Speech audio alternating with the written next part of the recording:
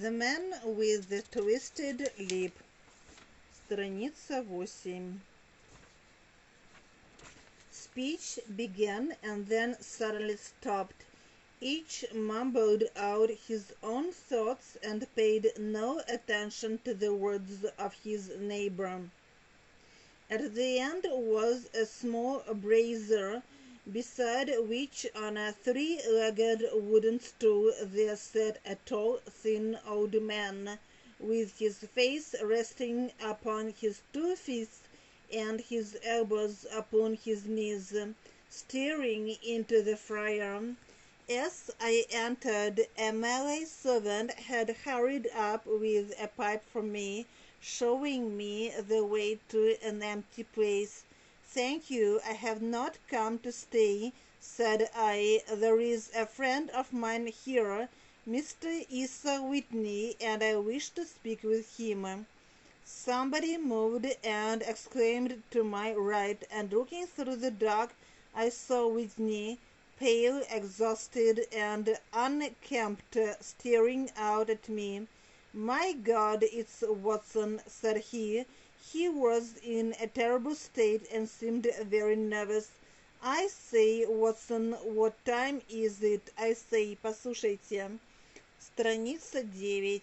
Nearly 11. Of what day? Of Friday, June 19th. Good heavens, I thought it was Wednesday.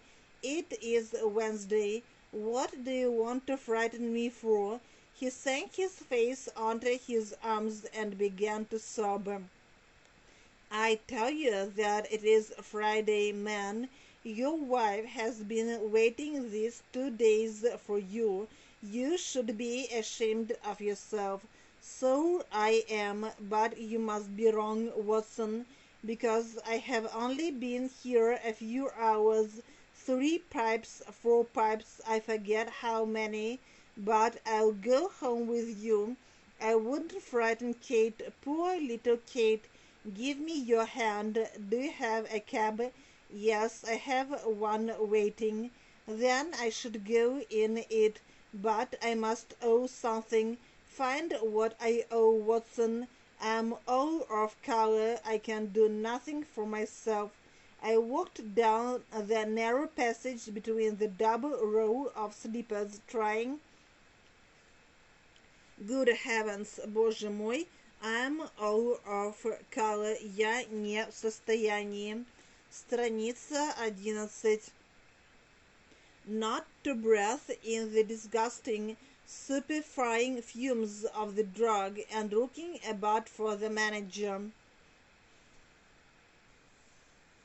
As I passed the tall man who sat by the brazier, I felt a sudden pluck, and a low voice said, "Walk past me, and then look back at me." I heard the words quite distinctly. I glanced down. They could only have come from the old man at my side, and yet he sat now as absorbed as ever, very thin, very wrinkled, crooked, an opium pipe between his knees. It seemed that he had dropped it in absolute tiredness from his fingers. I took 2 steps forward and looked back. It took all my self-control not to cry with astonishment. He had turned his back so that nobody could see him but me. His form had filled out. His wrinkles were gone. The fire had lit up in his dull eyes, and there, sitting by the fire and smiling at my surprise, was none other than Sherlock Holmes. He gave me a sign to approach him, and immediately, as he turned his face half round to the company once more, changed back into a weak old man. Страница 12. What on earth are you doing in this den? Что, черт возьми, вы делаете в этом притоне? To get rid of, избавиться. You have thrown your lot with me. Вы пошли со мной, put forward, высказанное. Holmes, I said in a low voice, what on earth are you doing in this den? "As low as you can," he answered. "I have excellent ears. If you would be so kind to get rid of your friend, I'll be very glad to have a little talk with you. I have a cab outside." "Then please send him home in it. You may safely trust him, because he looks too weak to get in any trouble. I recommend you also to send a note by the cabman to your wife to say that you were thrown in your lot with me. If you wait outside, I will be with you in 5 minutes." It was difficult to refuse any of Sherlock Holmes's requests, for they were always very definite and put forward in such imperative manner.